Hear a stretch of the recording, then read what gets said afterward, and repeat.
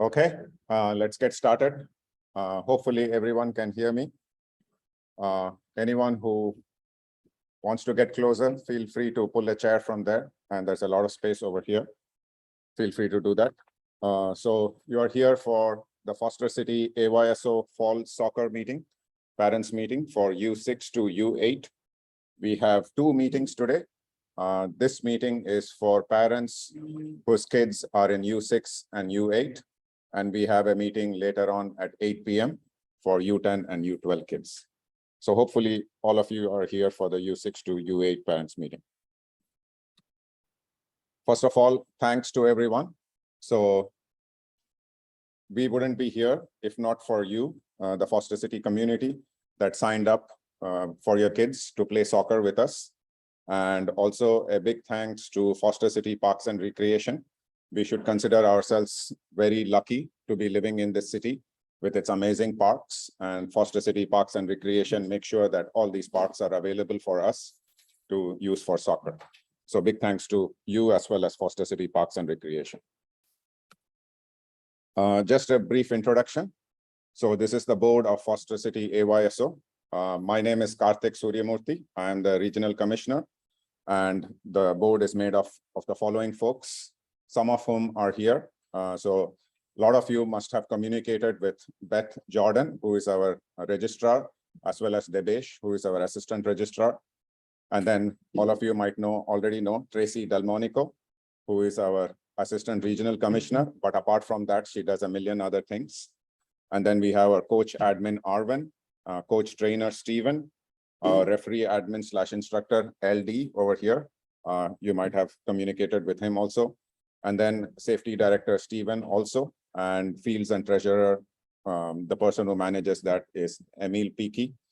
So some of these people have been doing this for more than 30 years, and you can credit the maturity of this program to people like Tracy, Stephen, and Emil.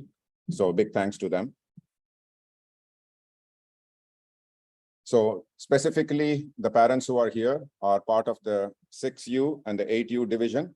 And these are the division managers. So already Tracy Delmonico is here, and Lauren, if you can raise your hand. So she is the 6U girls division manager. So if you have any questions, please wait till the end of the presentation. We are going to cover a lot of information. And after that, if you have any questions, Tracy and Lauren can help answer a lot of these questions, or even I can. So Foster City, AYSO is more than 50+ years old, started in Los Angeles, completely volunteer driven.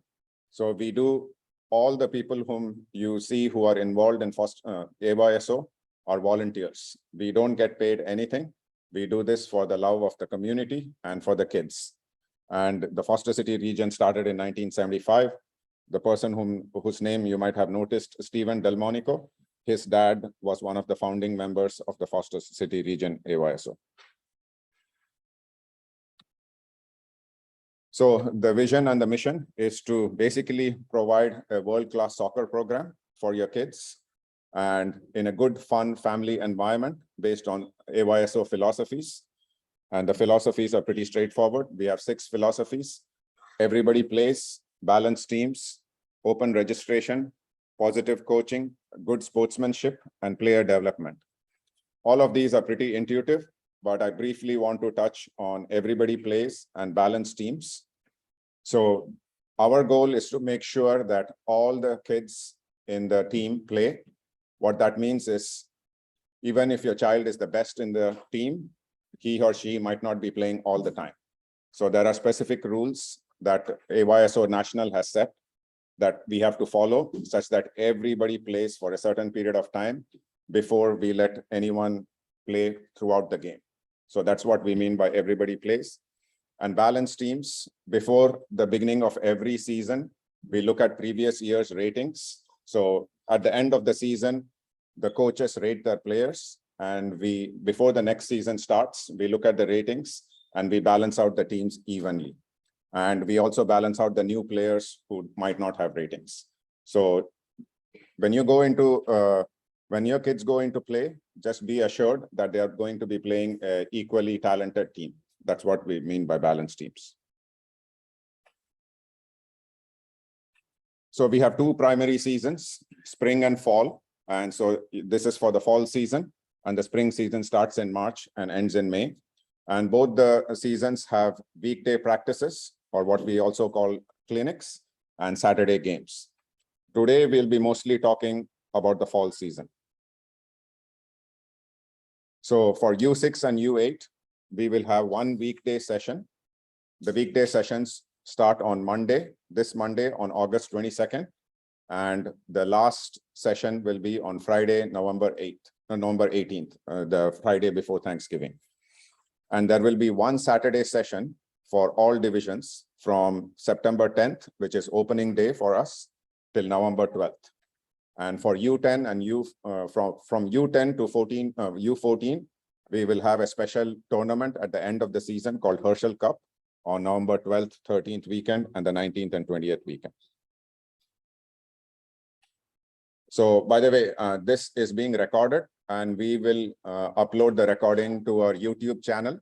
So if you feel like, you can take pictures, but all of this will be available on YouTube for you to look at it later.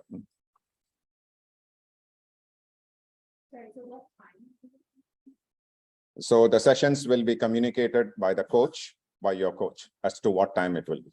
Okay. All of this, whether it's a weekday session or a Saturday session, will be communicated by the coach. So weekday and Saturday sessions, everything will happen in Sea Cloud Park. So hopefully folks who have been at Foster City know where Sea Cloud Park is. So if you just go on Edgewater past the Lucky complex, and take a left on Pitcairn Drive, you will get to Sea Cloud Park. For the first timers, just open Google Maps and you can type Sea Cloud Park and you'll be able to find it. So you might want to take a picture of this. This picture is hard to find on the internet. So this is the map of all the fields at Sea Cloud Park, and your coach will be communicating to you as to which field your child will be playing. So, and once again, I mean, this is being recorded, so it will be available on YouTube, but this is the map of all the fields. So your coach might say, hey, we are playing on S3 centers, S3 west, or S3 east, or S4 or S6, and so on. So what are the rules? So we have for 6U division. So the first thing that I want to highlight is that there is a spectator side, or the parent side on the field, and then there is the coach and the player side on the field. So we want to enforce this right at the early stage of 6U, because it becomes pretty important as your kids graduate into older divisions where there will be referees. So all the parents should be on the spectator side, and the coach and the players will be on the coach side. So it will be pretty obvious where the coaches are. So just be on the opposite side of the field from where the coaches are. So for 6U, it's a short-sided play, about 60 minutes session, and 35 minutes is just technical development, where the coaches will focus mostly on skills development. It's a pretty young age. 6U usually consists of kids who are 5 years or younger. And so they are just teaching them the basics of ball handling. And then there will be a game for 25 minutes, which will be broken up into 4 5-minute periods. And after the first 2 5-minute periods, there will be a 5-minute break. And then the next 2 5-minute periods would happen. The play usually consists of 4 kids on each side, and the teams are a maximum size of 6. There will be no headers, no punting, just basic skills development. Any questions over here before I move on to 8U? So this is for Saturday game. Yes, yes, yeah. Yeah, weekday is just purely skills development. Yeah, that's a good question. Thanks. So this is just for Saturday. So moving on to 8U. Once again, there is a spectator side and a coach side, and the coach and player side of the field. So respect that. All the parents and the spectators, grandparents, friends, everyone has to be on the spectator side, and the coach and the players are on one side of the field. Once again, it's a 60-minute session, but the game is a little bit longer. It's 45 minutes. There will be 4 10-minute periods and with a 5-minute break after the first 2 10-minute periods. Once again, it's 4v4 and maximum of 6 people on the team. Once again, there are no headers, no goalkeepers, and no punting. And here is where we start enforcing the everyone plays rule. So no player plays all the 4 periods until everyone has played 3 periods, if that makes sense. I'll pause and see if anyone has any questions before I move on to the next slides. Okay, cool. So weekday and Saturday sessions. So all the timings and the field assignments should be communicated by your coaches. If your coaches haven't reached out to you yet, they will reach out to you. So all our coaches have to finish a lot of certifications before they can be certified to step on the field. Things like fingerprinting and AYSO specific, coach specific training. They have to finish all this. And so they are in the process of doing all that. And they will be reaching out to you with your field assignments as well as the timings. So if you have heard from your coach, great. If you haven't heard from the coach, just be patient. They will reach out to you.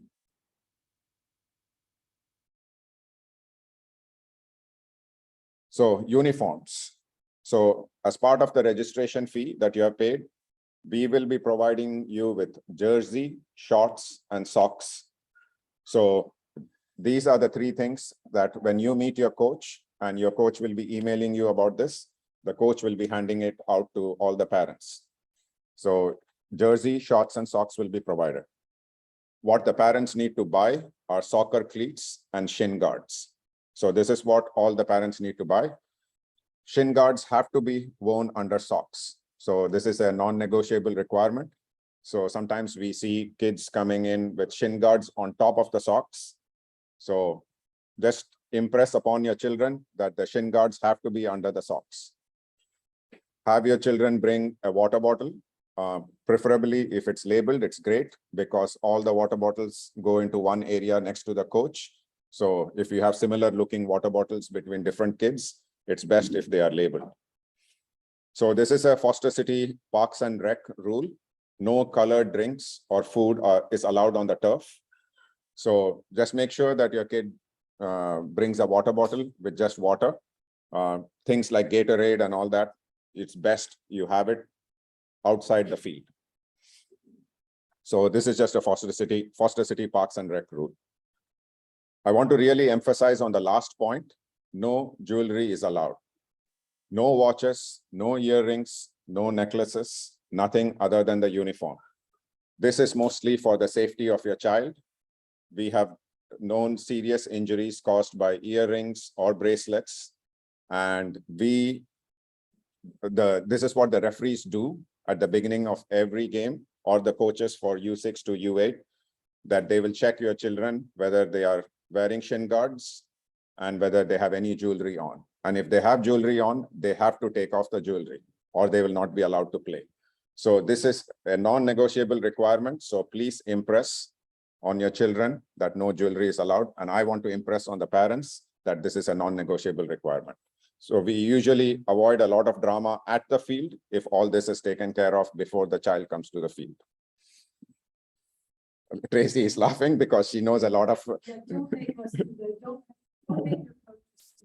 right? I can't tell you, I've been coaching for over 20 years, and nothing's worse when the coach makes a big flop. Yeah. Because you're telling them to take your own. It's an awful feeling.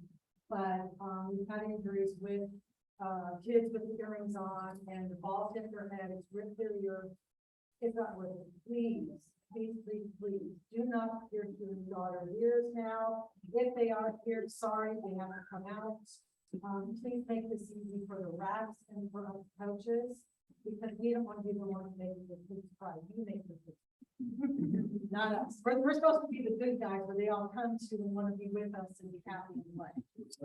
And this is a universal rule. We respect all cultures and everything, but no jewelry, nothing on their hand, nothing, no necklaces, nothing is allowed. So just FYI. It's a non-negotiable requirement. Before I move on, any questions over there? Okay, cool. Good question. You should watch the recording. With regards to buying soccer cleats and shin guards, so one of our sponsors, the biggest sponsors is Dick's Sporting Goods. So you should have an email with Dick's Sporting Goods coupons. So if you go in store, you get 20% off of everything. But if you decide to shop online, you get 20% off soccer gear. So all of you should have received emails from AYSO with these coupons. If you haven't, reach out to us and I'm sure we can send the email again. So there is a Dick's Sporting Goods up in Daly City. And I know there is a Dick's Sporting Goods across the bridge in Hayward, but for some time during COVID, it was closed. I'm not sure if it has reopened or not. So those are your two options if you want to use these coupons.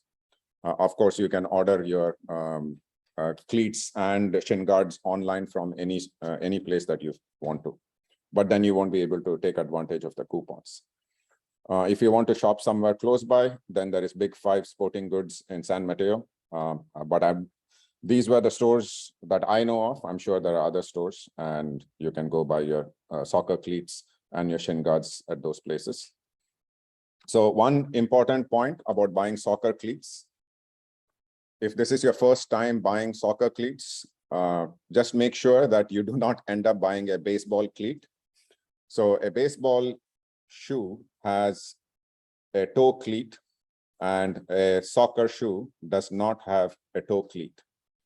And this is a serious requirement. So for example, if your child shows up with baseball shoes that have the toe cleat, they will not be allowed to play because it is dangerous for the other players. So make sure that whether you're ordering online or if you are buying it in person, that you are buying soccer cleats, especially for the first-time parents who are doing this for the first time. And this has happened enough number of times with first-time kids, and that's why we are emphasizing this. Just make sure that you save yourself some money as well as time by paying attention to this point about just making sure that you're buying soccer cleats that should not have a front toe cleat. Okay. So obviously your kids are playing and we have some volunteer coaches. So what is the role of the rest of the parents? So pretty much volunteering is a norm if you are part of a team. So obviously there are some parents who are signed up to be coaches. There are other parents who have signed up to be assistant coaches, and there will be parents who will be signing up as referees. So what you can do is sign up to help out your team. You can be a gender parent, a banner parent, a snack parent, and there are multiple roles. So when you have your first meeting with your coach will be basically asking you to sign up for some of these things. And he or she will explain what are these roles, but I can take a minute to answer any questions if you have. So basically a gender parent is, let me give you an example. If there is a girls team, 6U girls, and the coach happens to be one of the dads, so he is a male. So there is a requirement that there is a gender parent who is female who needs to be with the coach all the time. So that is the national requirement. So that means that gender parent has to show up for practices and games and has to be always with the coach. So that gender parent cannot just come on a weekday practice, drop off the child and leave. So that gender parent has to be with the coach. So in a similar situation would be if you have an all boys team and the coach is a female, then the gender parent has to be a male. So somebody has to sign up to be a gender parent if that situation exists. So for example, if a woman is coaching an all boys team or a man is coaching an all girls team. So you can sign up to be a gender parent. A snack parent, they basically, so after end of every game, obviously the kids are hungry and they want snacks. And so the snack parent basically distributes the workload of getting snacks across all the parents, across all the weeks. So they are sort of like a snack scheduler, and they can use anything to sign up. So for example, at the end of this presentation, we will actually talk about an app called MyViti, which helps coordinate all this. And so, yeah, there are multiple volunteer roles. These are all unofficial volunteer roles. So as parents, just talk to your coach and see how you can help the team. Any questions? I had a question on the fleets. I think I read in an email prior that for 6U and under, regular schools are fine. I just Okay. wanna confirm. Yeah, I'm just going to repeat the question so that the audio is audible in the recording. So the question is, for 6U and under, are cleats mandatory or just normal shoes okay? So the question, the answer is yes, the cleats are not mandatory. So for 6U and under, you can just play with normal shoes. But shin guards are not optional. So even if you are playing with normal shoes, you always have to have shin guards. Okay. LD, can we have you over here? LD, your slide is coming up. Yeah. No, hold on, come here so that the audio is audible.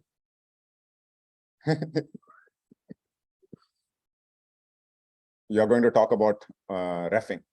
Yes. So apart from all these unofficial volunteer roles, we always need refs. So go ahead, LD. You want to come close and talk? Let me just move this a little bit.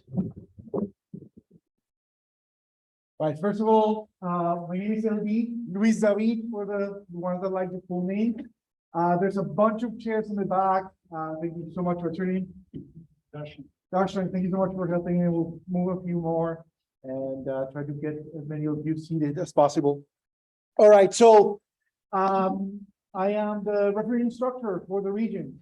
And what's happened over the last few years is that, thanks to COVID and so on, the number of volunteer refs has shrunk.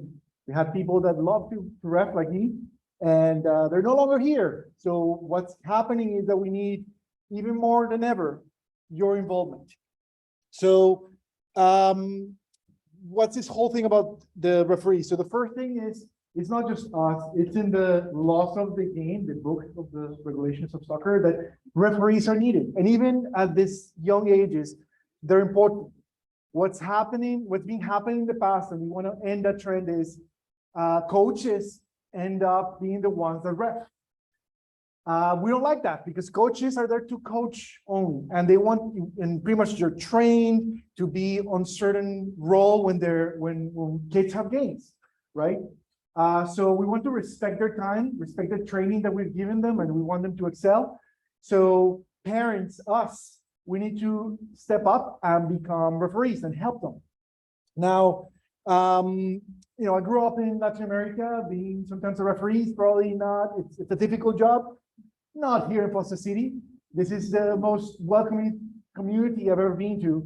And really, it's when I started refereeing, for me, it was kind of finding out that it was the best thing in the house. My son was 6 years old, and I was in the middle of the games, running around with them. It was an awesome experience. So, who can be a referee? Well, what we want is, like, if you're showing up to your kid's game, you can ref. That's it. Once you certify yourself, you have to go and do some online training. There's some state mandated stuff and the stuff that will teach you how to be a ref. And do 1 hour long, at most 1 hour long referee field training, where we give you your stuff, your uniform and so on. And then just show up to the game. In this category, all you have to do is show up. So that's what I did. That's how I started doing this. I would just show up, and turns out that there was another parent there, so we split half and half, or I would put the jersey on and run around the kids, and it was a lot of fun, actually. So you do not need any experience in soccer. Actually, the top referees in the city, the Rob, who's the ref admin, he didn't know how to play soccer, knew nothing about soccer when he was first pushed into a game. Really well, you know, kept trained before that, but he didn't know anything about soccer. And there's many of the refs in this town and all around that don't know enough about soccer, barely know how in general the rules are. Don't worry, we'll teach you, especially at these age groups. There's so little also that needs to be learned. You're just kind of hurting them, right? You're hurting them.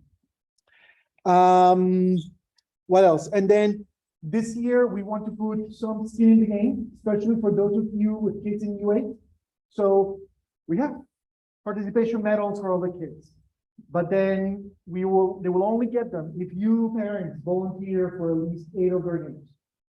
We typically recommend 2 parents to do this, to volunteer in the team, so that if one of them is not around, then the other one can take over. It doesn't need to be you who's in this meeting. It could be your spouse, your friend, your an older sibling, an uncle or auntie. Doesn't matter. The important thing is we want the coaches to be focused on coaching the game, and we want someone from the team to be actually helping run the game as referee. And again, there's something in for you as a team, as parents. You want your kids to, you know, get the medals that all the other kids are going to be getting, right? So please volunteer. This is not the training is not going to take you 10 hours at all. Like I've done it myself, and all the trainings, if I am not paying attention, it's like less than half a day it will take you to do. Not only that, if you have questions, and we naturally will have questions on the field session, you can ask us. You can email us at refteam@AYSO.FC, and we'll be there for you. We actually have one person who moved into this area who wants to be like a full-time just mentor for whoever's interested, and he'll be on the field so we can, in addition to myself and others. I think that's pretty much everything that I wanted to do. I want to start that this is something that we're really expressing starting this year, and that's why we're being very serious about this. Not getting medals for U8, for U6, you can still volunteer, do it. It's just that you don't have as much skin in the game as the others. I'll be honest, most of the people I was contesting the Golden Gate Camp, was taking the ref training to become national referee.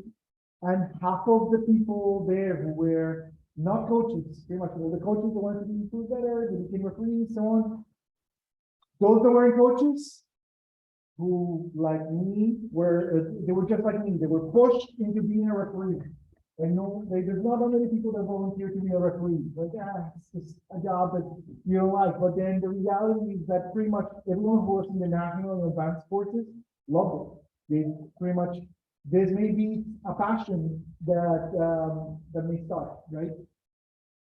That's it. Yeah. So just to add to that, if any of you are intimidated or stressed about the fact that you have to take this training that LD just talked about, just remember, you're talking about U8 kids. I mean, you see this yellow jersey, I am a referee at the most to the U8 kids, and they might be your own kids and your kids' friends. All you have to tell them is don't touch the ball with the hand, or don't keep playing if the ball goes outside the line. That's all you have to do for U8, for refereeing. But your parents are already there. You have to be there. You're gonna watch the kid. You're not gonna talk to them to watch the big game, right? So you're coming anyway. So it just makes sense to help out by one extra step. And it's nice, in my opinion, it's also a great way to show your kids about volunteering. And I could say that because I have adult children now, and after seeing what their two parents have done, now they've done it themselves. So it's a great example to set for the kids out there. Yeah. Can I say something on that? Yeah. The last part, every time I've done anything to name my children, they think it's so cool that I'm part of what I'm doing. So that's how I want them to live. So, And what's even better, I can say this, I'm the older one. What's even better is when you see who you used to coach way back when, now you can hear. And I've never been so proud of this young lady, and she's gonna help out with the Navy girls team, and she's like 24. So that's what it's all about, the full circle, and it's just awesome. So think about that type of stuff too, and same with my husband, he was in a coach training class, and one of the kids go, "Hey, Coach Steven," and it's a kid who coached way back then. So those are the memories that are kind of nice to say, you know, for your kids to see. Yeah. And once again, I just want to emphasize, these are really young kids. Nobody is going to, no parents is going to shout at you because you called a wrong offside call or something like that. No, there is no offside. Yeah, that's what I mean. There is no offside. This is just U8 trying to make sure that the kids don't touch the ball with their hands or know when to stop playing. And even when you get to older kids, I am a ref. I just want to cite an example. It probably happened last year between U10 or U12 girls, and one of the girls kicked the ball and the ball hit the opponent's stomach and everybody stopped playing. There was no reason to. And the girls were asking, "Are you okay?" Right? So these are the kind of gentle situations that you have to handle as a ref. So it's not as stressful as you might think. So please volunteer as a ref. So moving on. Addressing the dinosaur in the room. So COVID is still happening. And so this is just FYI. So if your child tests positive for COVID or has exposure to COVID, just make sure that you test your child.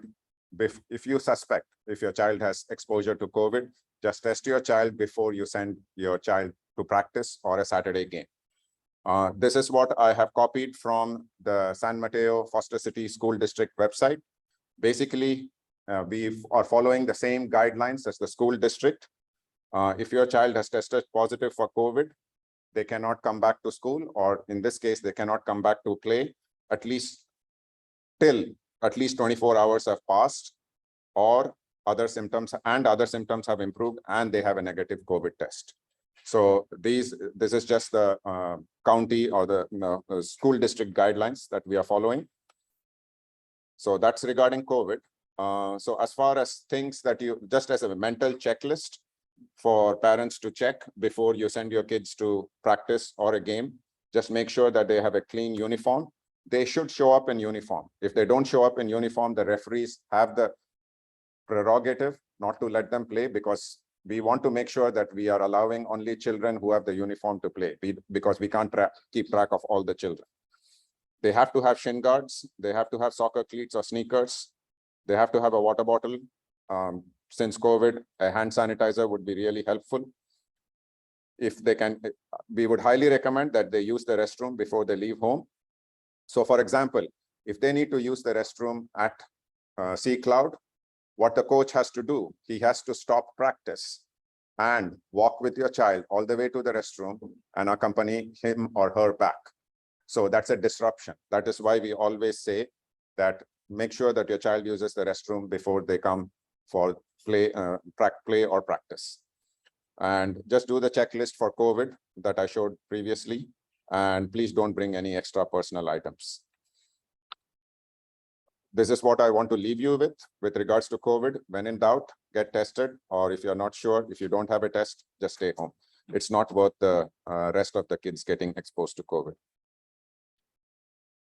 We are following California Department of Public Health guidelines. We will not enforce any masking for kids, parents, coaches, or spectators. And all our COVID guidelines are based on Foster City guidelines or San Mateo County guidelines, and these are subject to change as those guidelines change. Any questions before I move on from this important topic? Okay, cool. So our biggest priority is kids, and we want to make sure that the kids have a good environment, a fun environment. It's not always about winning. So as parents, you should just cheer and not try to coach. If you want to coach, sign up to be a coach or an assistant coach, or you should not be disagreeing with the referee's decisions. If you seriously disagree with the referee's decisions, I would strongly encourage you to become a referee. and ref. So, no, seriously, we have coaches and referees who are volunteering, and they are not, I mean, they are great, but they are not professional. Everybody makes mistakes.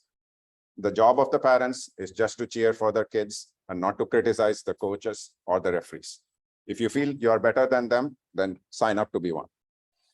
No swearing, no smoking, no alcohol. AYSO board members and AYSO volunteers will be at the fields, and we will come and talk to you if any of this is happening. Set a good example and respect the referees. Just remember, a lot of the referees are youth referees. You do not want to be the parent who is setting a bad example for the youth referees. Thank you. I think all this I talked about.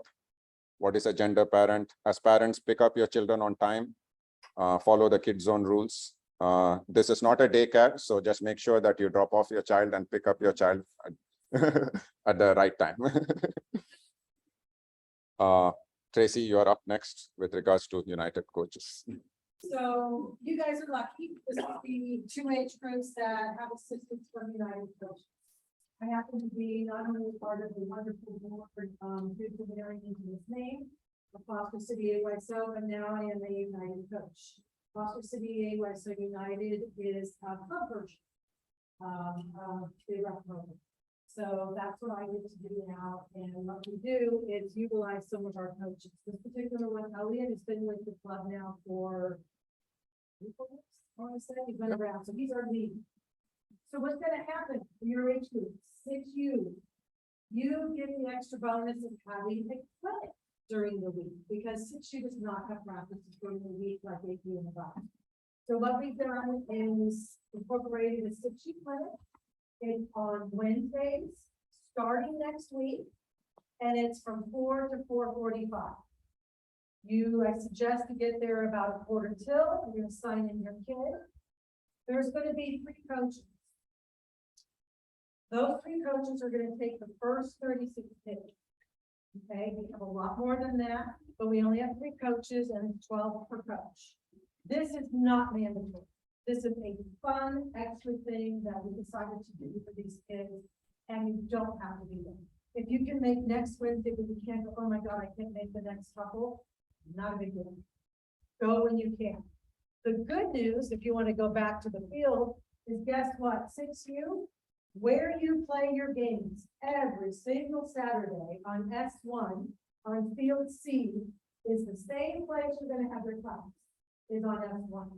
So just remember that. You're 6U boy, 6U girl, you're going to be on S1. It's the field you come down when you turn into Sea Cloud Drive and you go down, it's on the left-hand side. So when you look at the map, it's S1. That is for your Saturday games, and that is for the 6U clinics. 6U clinics run starting next week, Wednesday, and the last one being November 2nd. Any questions about clinics for 6U? Are they, you said they're every Wednesday, is that correct? Every Wednesday, starting next week. And I thought I saw in the slide earlier, there was a Monday. I'll talk about that next. Okay. Yeah, so this is just for 6U. 6U is on Wednesday. That is it. The 3 coaches are Elliot, Yvonne, gender, that helps right there, and Jorge. They will be at the field having and doing great fun little games like red light, green light, pirate booty, all sorts of great stuff, and something just for fun. They're all together. It's not by team or anything else. It's mixed boys and girls. It's just a fun place to go for 36 kids for about 45 minutes. Any questions? 8U, once again, United Coaches. 8U, the United Coach, the coaches for 8U, those who have asked for assistance. There are some veterans out there that can run their practices on their own. They don't need anybody's help, which is great. They've been through training, across the street with my husband. They know what to do. They got it. There are a lot of new ones. Those new ones will have assistance every other week by a United coach. They're either be Elliot or Yvonne. Good news about that is Elliot is going to be taking care of 8U coaches on Tuesdays that need it, and Yvonne's going to take Thursdays. Once again, that's gonna happen at the practice location of that coach. When you hear from your coaches, they're gonna let you know where to go during the week, and that's when the weekday stuff. Starting next Monday is when practices start for 8U and above. Your 8U coach has to ask for specific time, dates, day of the week, and it's a 1 day a week practice. Okay? Those start Monday. Your coach will let you know once they get their team roster, their uniforms, and all their coach equipment on where to be. Okay? That is dependent on where it is. 8U though, in general, on Saturdays, you will always be playing on S4. S4 is the biggest field we've got, all the way down to Cloud to the left-hand side by the station. It is a huge massive field that is for 14U and above. Within S4, there are 4 rectangles. That's where 8U is going to play all the games on Saturdays only. Weekday practices are either going to be on S3 or S4. Games on Saturdays, S4. That's the big one. But these are old. This is an old picture because they're all turkey. So the only field that S1, so you see S1? See this right here, closest right there, that's where the 6U is gonna be. S4, 4 rectangles in there, very simple. So these United coaches are there to help out with this getting a little extra something, to give them a little more knowledge, not only the kids, but the coaches to learn from them. Any questions? You'll see them out there, they're gonna be in this attire, whether it's in jackets, polos, or anything else that they're out there. I'm also out there 2-3 times during the week, and I'm out there on the week, so. You don't have any questions? Anything else? No, thank you, Tracy. So just to summarize, these are the important dates. Next week is when weekday practices start. First game day of season, which we call opening day, is September 10th, Saturday.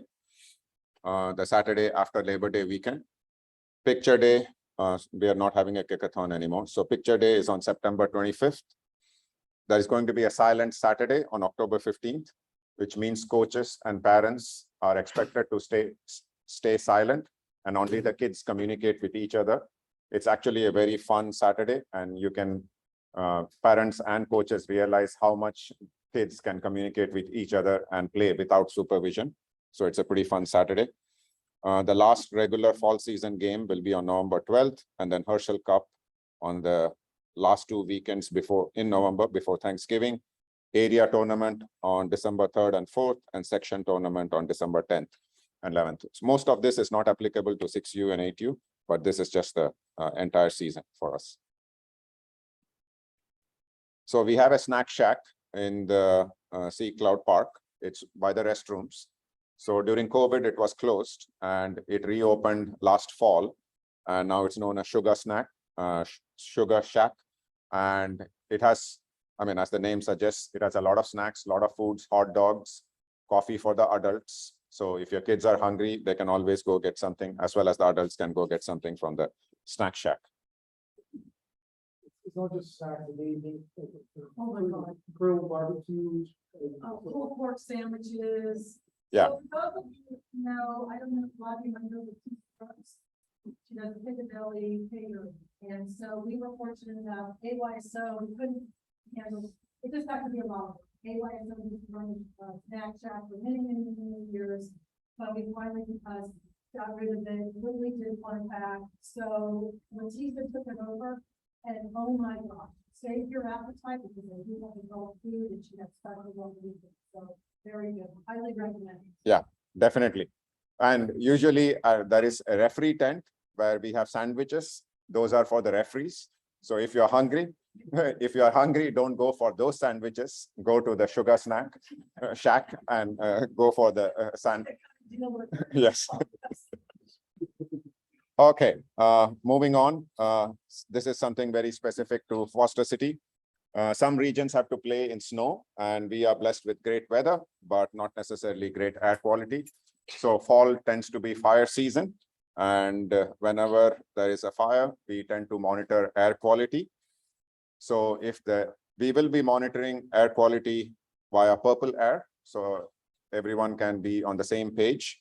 If the air quality index is higher than 150, then all games will be canceled. If it's less than 150, it's up to the parents' discretion. Sometimes air quality changes very fast. So from the morning, it might be fine, and in the afternoon, it can be above 150. So just make sure that you're paying attention to how you are communicating with the coaches. Some coaches might use email, but like I said, we will also talk about the communications app called MyVT pretty soon. So we can communicate a lot of this information and just make sure that you're paying attention. Weekday sessions, the coach will decide. Saturday, since there are games starting from morning till afternoon, AYSO will decide, and we might just decide to cancel all Saturday games if the air quality index is pretty bad. How is that typically communicated? So in the past, it has been via emails. So our games sometimes on Saturday can start pretty early in the morning at 8 a.m. So we would typically tend to monitor it the previous night. Or for example, I mean, in California, anything can happen. Let's say a fire started in the night, we would monitor it first thing in the morning and communicate it via email, but we can also use MyVT, which brings me to my next slide. Sumit, you are here.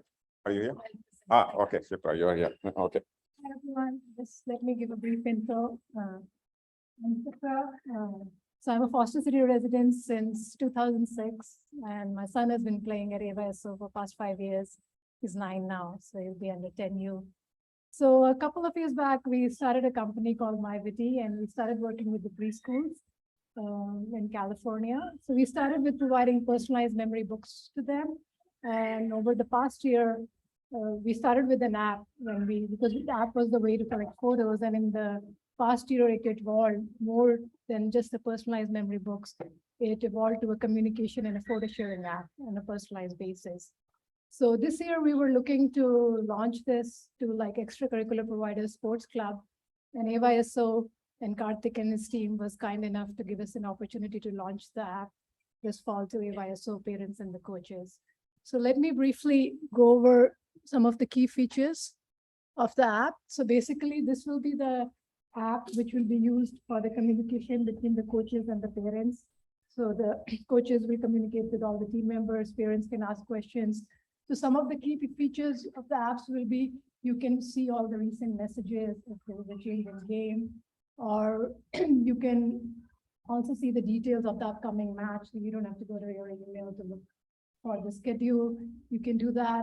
And also the coaches can change the game location. As a parent, we have sometimes faced, you can't find a field, or, sometimes it gets confusing. There are so many fields and people out right next to each other. So you can see all of that. So it'll be right at your fingertips. Another thing the app will have is if some team member is not coming, you can just mark like I'm not coming. So the coach can see up front, this team member is not coming, and they can plan accordingly.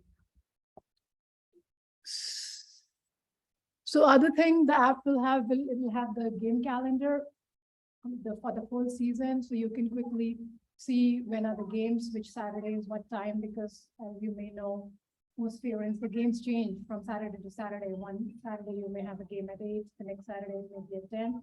So it's just easy to follow in the app. Another thing that we have added in the app, especially for AYSO, is snacks, because normally in the team, parents take turns to like who will be bringing the snack. And we have seen in the past, sometimes there's a confusion, you don't know, and there's like duplication of snacks, or sometimes like none of the parents bring the snack.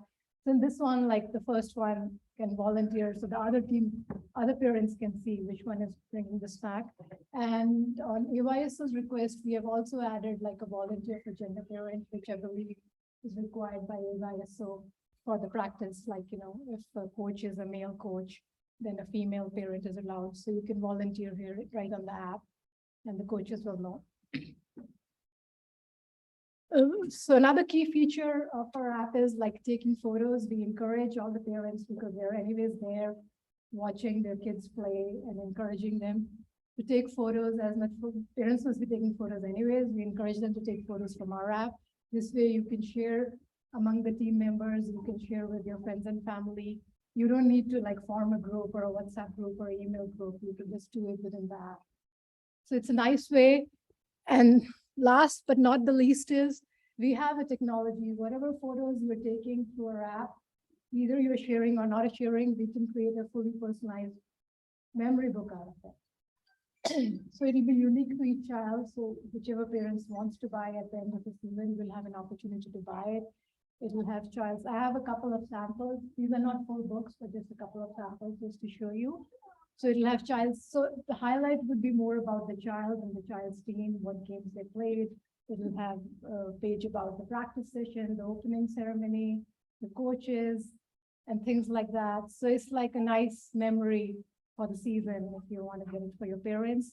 And the other good thing is the proceeds from the sale of this, a portion of the proceeds will go to AYSO. So it's like a fundraising opportunity for the AYSO organization. And so, yeah, but all this is dependent upon the photos. We need to have enough photos taken by the app so that we can create a personalized memory book for the parents in case they're interested. And we're doing all this, like this app is free for the parents, app is free for the AYSO. We've decided to keep it free for AYSO Foster City for the rest of, because we are a Foster City resident. And we just wanted to give back. Right? There's been nice and giving us opportunities, so we wanted to try and do that. So that's it. If someone wants to see the sample, just to get an idea, they can do that. Thank you. Cool. Thank you, Shipra. So if you have any questions about the app, you can always talk to Shipra after. Yeah. Everyone who's registered with AYSO will get an invite in an email. The email you're shared with you also to download the app, and it will happen sometime in the week of September 5th, just before the new season starts. And the coaches will also be coming with messages from the coaches on the app. Cool. Thank you, Shipra. So we are pretty much at the end. So I'm sure all of you have questions. So we'll take questions, but for those of you who have questions later, you can contact any of us. So if you have team specific questions, reach out to your coach or your division manager. But if you have general questions, you can reach out to either me, Tracy, or Beth, our registrar, or the general email at AYSO Foster City. And finally, as you can see, we have put in a lot of work, and a lot of work goes into building a season. So we are always looking for volunteers. We are a completely volunteer-driven organization. We have lots of positions open. So for example, if you are the safety ambassador or the fire marshal at your office, then you can be our safety director. You can be an assistant registrar, or if you are really interested in refereeing after that great presentation by LD, you can be our referee admin. If you love to play soccer as an adult, we are looking for an adult league coordinator. We have an adult league also. If some of you work in IT and wouldn't mind spending, sparing some of your time, like 1 to 2 hours a month for helping with our website, we have a website administrator position open. Once again, people who are fire marshals or more safety conscious, you can also volunteer for the CVPA, that is the Child and Volunteer Protection Advocate. That's what Tracy does right now, and she has been doing it for a long time. That role is pretty critical in the sense that we have to take care of the children who you have entrusted and make sure that nothing wrong happens with them. There is very few incidents, usually like 1 per season, that a CVPA usually has to handle. So this is a very light load, but at the same time, a critical role. And if you, or you can be a division manager. So for example, a division manager is responsible for coordinating the 6U division, making sure that all the coaches are getting certified, the coaches are communicating with the parents. And usually that role is busy only for a couple of months during July and August. And once the season starts, the division manager doesn't have to do much. If you are unsure about what you want to do, we meet at the first Wednesday of every month over here in that room next to that open balcony over there. And you can just drop by and see how we run things. And if you feel like, you can pick up any one of these positions. Time commitment is at the most 4 to 6 hours per month. So it's not asking for much. So on that note, does anyone have any questions?